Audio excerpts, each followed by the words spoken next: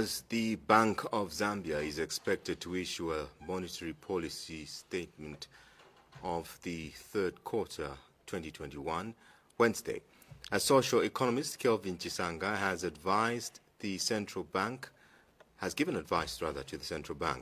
Mr. Chisanga has asked Bank of Zambia to maintain the monetary policy rate.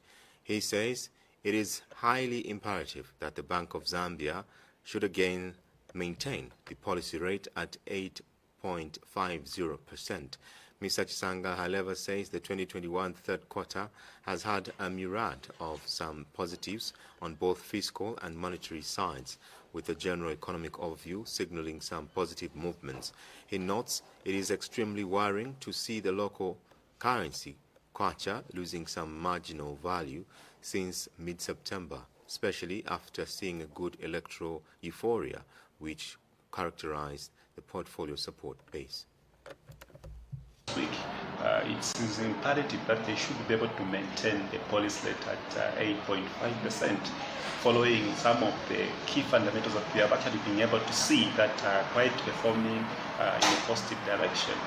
Among the top issues that we've seen, that inflation is really edging in a very good direction, coming down from the way it was having some sparks, and also quite a number of things that we have actually been able to see. We've seen the reduced political risks, which has also remained a very key important aspect in this. And also we've seen quite a number of other key issues that we could also tell from there. So I think it is quite revealing that the policy that should be able to set at 8.5, looking at a number of fundamentals that have actually been taking place. Though on the other side, it is quite worrying that we've seen the kwacha has been losing some nominal or marginal value each and every week, which actually started from mid of September. But all the same, we've seen that the rate at which the movement has been with the foreign exchange fundamentals, it is reduced compared to those of the second quarter. With the third quarter, the only challenge that we have is that we've got a lot of factors such as exchange rate movement.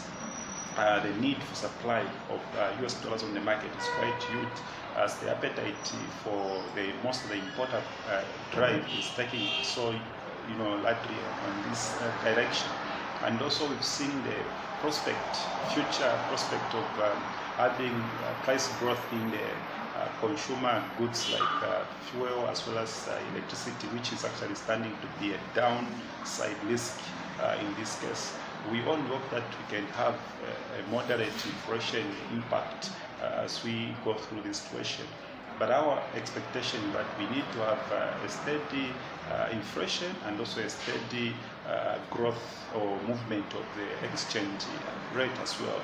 And also we need to have a capacity to ensure that as we head into the first quarter of next year, or as we go transverse in this last quarter of the year, we should be able to see that the inflation keeps moderating to coming to the target range.